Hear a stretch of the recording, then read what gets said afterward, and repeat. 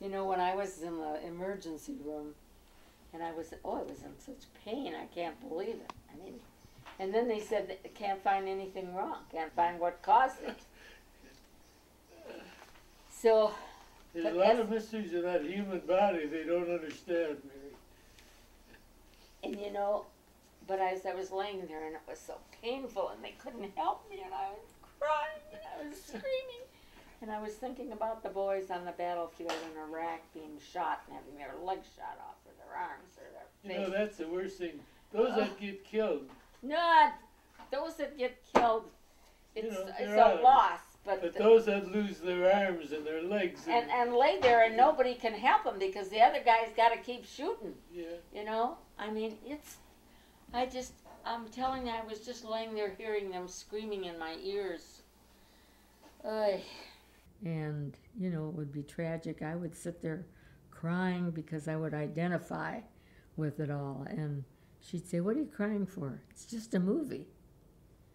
You know, I mean, she was able to separate that out, but I wasn't. Actually, my mother and her twin sister came through Canada. They went from Romania, however they got there through Europe, to London, where Mama's oldest sister and brother were living. And, or at least that's the way I remember the story as I heard it. And then Mama had a sister living in Toronto, Canada, whose name was Mary. When I read this, my father isn't mentioned in here, but he was one of the victims of these gun butt attacks. You know, I was playing on the sidewalk outside of this grocery store that he had rented out. We were just playing. I mean, it had just turned dark, I think.